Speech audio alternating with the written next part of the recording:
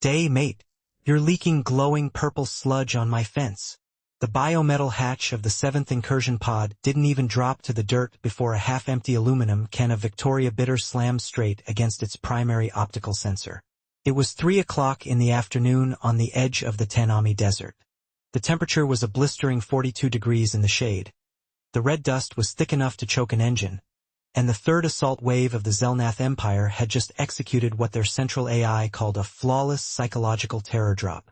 A 60-ton, spiked armored lander had smashed through the scrubland, crushing a rusted water trough and coming to a violent stop 40 miles from the nearest paved road. Out stepped Subcommander Croc, 8 feet of armored chitin, bred on a heavy-gravity Deathworld, carrying a plasma lance capable of melting solid granite. His entry protocol was simple. Step out into the heat, let the planetary native behold an apex galactic predator, and accept their total surrender. Croc extended his massive, razor-sharp scythes, raised his chest plates, and let out a ear-splitting, subsonic roar designed to paralyze biological prey. Sitting 20 feet away on the porch of a rusted corrugated iron shack, 64-year-old Mick didn't freeze. He didn't drop his roll-your-own cigarette.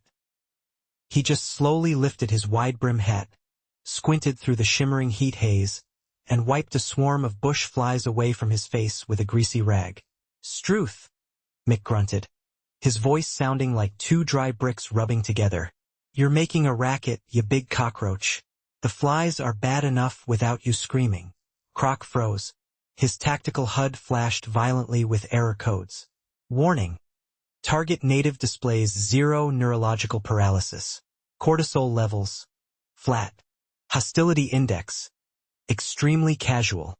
Before Croc could level his plasma lance, a Rust Bucket 1984 Land Cruiser tore down the dirt track, kicking up a 200-foot wall of red dust that coated the alien's pristine, bioengineered armor in dry Australian clay. Out hopped Gaza, a 6'2" station hand wearing stubby shorts, no shirt, and battered leather work boots.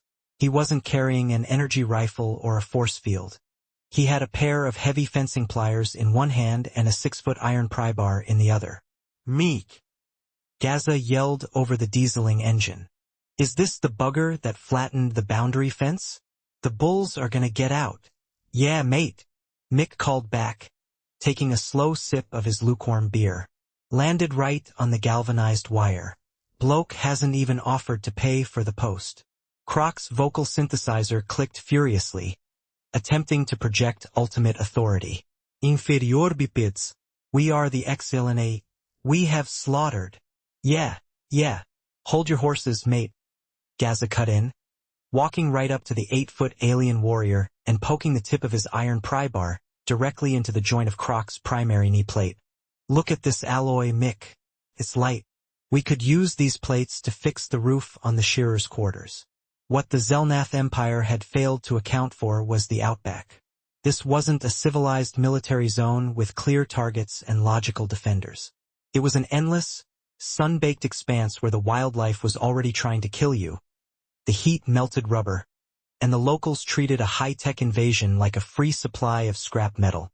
Croc tried to raise his plasma weapon, but before he could squeeze the trigger, a sudden rustle in the dry Spinifex grass caught his suit's motion sensors. 8-foot eastern red kangaroo hopped out from behind the ruined water tank, stopped 3 feet from the alien shock trooper, and stared at Croc's glowing chest plate with absolute, unblinking hostility. "Watch out, Roo's pissed," Gaza warned casually, stepping back. "You dropped your spaceboat right on his shade spot." Croc's suit AI tried to analyze the native fauna. "Warning.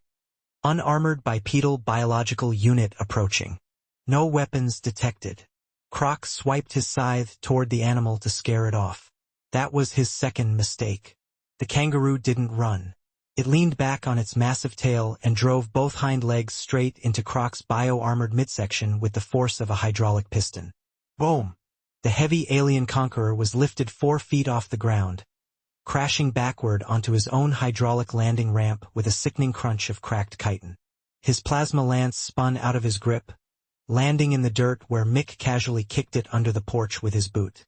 Inside the lander, the secondary invasion squad panicked.